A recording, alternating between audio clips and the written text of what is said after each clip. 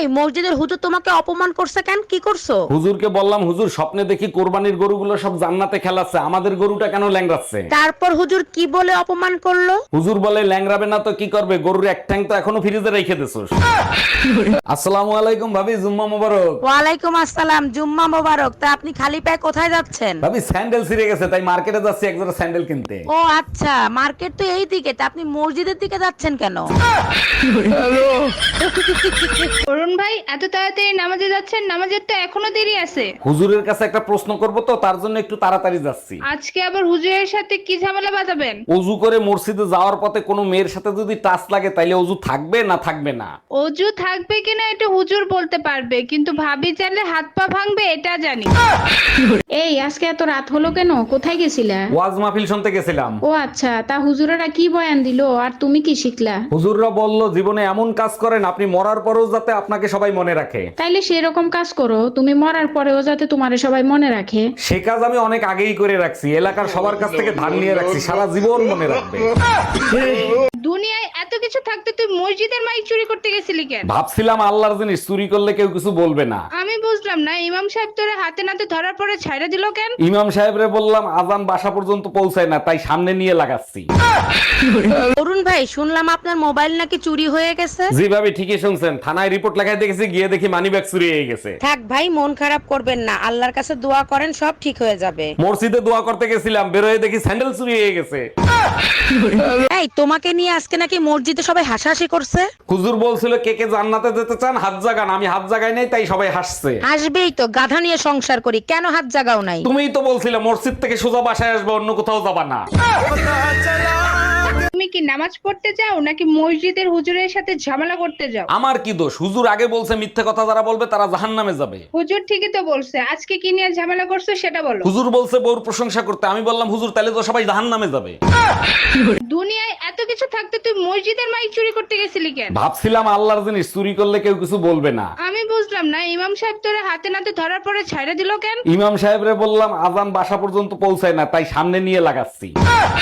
এই তোমার উপর রাগ হয়ে হুজুর নাকি মসজিদ ছেড়ে চলে যাচ্ছে, কি করছো তুমি? হুজুর বয়ান দেছে, আইসো একা যাইবা একা, কেউ সাথে থাকবে না। ঠিকই তো বলছে, হুজুর রাগ হয়ে চলে যাচ্ছে কেন সেইটা বলো। আমি শুধু বললাম হুজুর দুইজন ছাড়া কেউ আসে না, আর চারজন ছাড়া কেউ যায় না।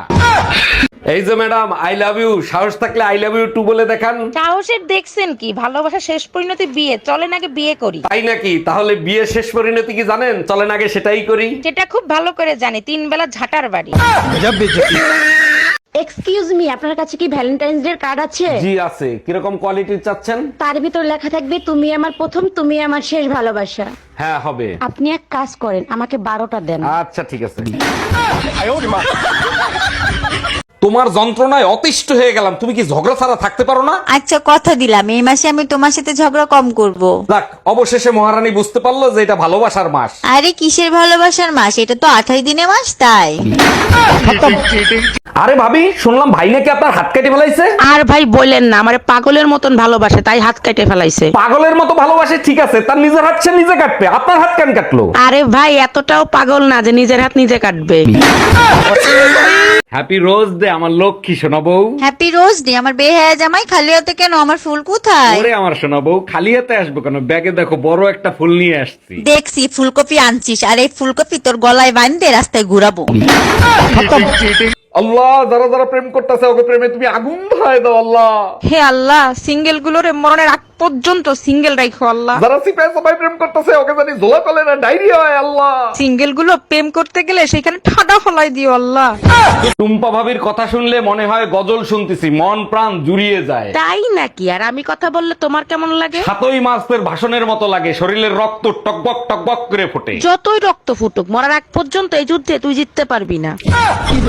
14ই ফেব্রুয়ারি ভালোবাসা দিবস, সবাই মন খুলে ভালোবাসবে। সবাই মন খুলে ভালোবাসবে। আর তুমি কিভাবে ভালোবাসবে? আমি অনুভূতি দিয়ে ভালোবাসবো, কারণ ভালোবাসা অন্ধ হয়। মনে রেখো, ভালোবাসা অন্ধ হয়, ঘরের লোক আর প্রতিবেশীরা অন্ধ না। এই শোন, আই লাভ ইউ। আরে ইয়ার, এটা পুরনো হয়ে গেছে, নতুন স্টাইলে বল কিছু। ওকে, তুই আমার সাথে লিটনের ফ্ল্যাটে যাবি? ছি, তোর লজ্জা করে না এই কথা বলতে? আরে ইয়ার, কিছু তো বলে যা। আচ্ছা যা, আজ থেকে তোর মিয়া খলিফার মুভি দেখা বন্ধ। যাক, অবশেষে ভ্যালেন্টাইন ডেও শেষ হয়ে গেল। এবার ডাক ডাক্তারদের ডে শুরু, বিশ্বাস না হলে তোমার বান্ধবীদের ফোন দিয়ে জিজ্ঞেস করো। বান্ধবীদের ফোন দিয়ে কি জিজ্ঞেস করব? তোর কোন কোন জায়গায় ব্যথা গো বান্ধবী ললিতা। অরুণ ভাই এত তাড়াতাড়ি নামাজে যাচ্ছেন? নামাজের তো এখনো দেরি আছে। হুজুরের কাছে একটা প্রশ্ন করব তো, তার জন্য একটু তাড়াতাড়ি যাচ্ছি। আজকে আবার হুজুরের সাথে কি ঝামেলা বাঁধাবেন? অজু করে মসজিদে যাওয়ার পথে কোনো মেয়ের সাথে যদি টাচ লাগে তাইলে অজু থাকবে না থাকবে না? অজু থাকবে কিনা এটা হুজুর বলতে পারবে, কিন্তু ভাবি চাইলে হাত পা ভাঙবে এটা জানি। আসসালামু আলাইকুম ভাবি, জুম্মা মোবারক। কেমন আছেন আপনি? ছি ভাইজান, আমি কোনোদিন ভাবতেও পারি নাই আপনি এত বড় জঘন্য একটা কাজ করবেন। আগের জুম্মায় যখন আমার জুতা চুরি হয়ে গেছিল তখন তো কিছু বলেন না, এখন সি বলতেছেন কেন? তাই বলে আপনি মসজিদের ইমাম সাহেবের জুতো চুরি করবেন? এই তোমার উপর রাগ হয়ে হুজুর নাকি মসজিদ ছেড়ে চলে যাচ্ছে, কি করছো তুমি? হুজুর বয়ান দেছে, আইসো একা যাইবা একা, কেউ সাথে থাকবে না। ঠিকই তো বলছে, হুজুর রাগ হয়ে চলে যাচ্ছে কেন সেইটা বলো। আমি শুধু বললাম হুজুর দুইজন ছাড়া কেউ আসে না আর চারজন ছাড়া কেউ যায় না। এই আজকে হুজুরের সাথে কি নিয়ে তর্ক করে আসছো? হুজুর বলল বউকে ভালোবাসলে নাকি ঘরে জান্নাত আসে। ঠিকই তো বলছে, আর তুমি কি বলছো? আমি বললাম হুজুর অন্যের বউকে যদি ভালোবাসি তাইলে কি আসবে? হুজুর বলে তখন অ্যাম্বুলেন্স আসবে। হুজুর ভুল বলছে, অ্যাম্বুলেন্স আসবে না, মসজিদের খাটলা আসবে। আসসালামু আলাইকুম ভাবি, জুম্মা মোবারক। ওয়ালাইকুম আসসালাম, জুম্মা মোবারক। তা আপনি খালি পায়ে কোথায় যাচ্ছেন? ভাবি স্যান্ডেল ছিঁড়ে গেছে তাই মার্কেটে যাচ্ছি এক জোড়া স্যান্ডেল কিনতে। ও আচ্ছা, মার্কেট তো এই দিকে, তা আপনি মসজিদের দিকে যাচ্ছেন কেন? এই তোমাকে নিয়ে আজকে নাকি মসজিদে সবাই হাসাহাসি করছে। হুজুর বলছিল কে কে জান্নাতে যেতে চান হাত জাগান, আমি হাত জাগাই নাই তাই সবাই হাসছে। আসবেই তো, গাধা নিয়ে সংসার করি, কেন হাত জাগাও নাই? তুমিই তো বলছিলে মসজিদ থেকে সোজা বাসায় আসবে, অন্য কোথাও যাবা না। এই তুমি মসজিদে নামাজ পড়তে যাও না হুজুরের সাথে গ্যাঞ্জাম করতে যাও? হুজুর জিজ্ঞেস করছে জুম্মার নামাজ শেষে কোথায় যাবেন, আমি বললাম কবরস্থানে যাব। এর জন্য তো হুজুর রাগ হতে পারে না, কি হইছে সেটা বলো। হুজুর বলে আরবিতে বলেন, তখন আমি বললাম ইন্না লিল্লাহি ওয়া ইন্না ইলাইহি রাজিউন। আসসালামু আলাইকুম ভাবি, জুম্মা মোবারক। কেমন আছেন আপনি? ওয়ালাইকুম আসসালাম, জুম্মা মোবারক। হঠাৎ আপনার এরকম পরিবর্তন হলো কি করে? আর ভাবি বলেন না, আমি বুঝতে পারছি আমার পাপের কলস ভরে গেছে। কলস ভরে গেছে তাতে কি হইছে? আপনি বাজার থেকে ড্রাম কিনে নিয়ে আসেন।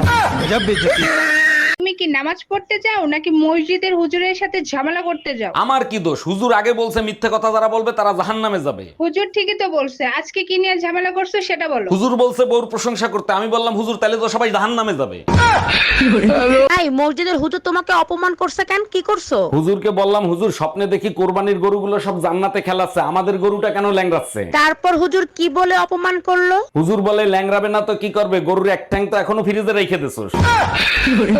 অরুণ ভাই, শুনলাম আপনার মোবাইল নাকি চুরি হয়ে গেছে। জি ভাবি ঠিকই শুনছেন, থানায় রিপোর্ট লেখায় দেখেছি, গিয়ে দেখি মানিব্যাগ চুরি হয়ে গেছে। থাক ভাই, মন খারাপ করবেন না, আল্লাহর কাছে দোয়া করেন, সব ঠিক হয়ে যাবে। মসজিদে দোয়া করতে গেছিলাম, বেরোয় দেখি স্যান্ডেল চুরি হয়ে গেছে। হে আল্লাহ, আমি কি এই জীবনে সুখ শান্তি পাবো না? হে আল্লাহ, তুমি আমার স্বামীর সম্পদ দ্বিগুণ করে দাও। আল্লাহ, আমার সম্পদ আমার স্ত্রী, তার দোয়া তুমি কবুল করে নাও। ইয়া আল্লাহ, আমার স্বামীর সম্পদ যেমন আছে তেমনই থাকতে দাও।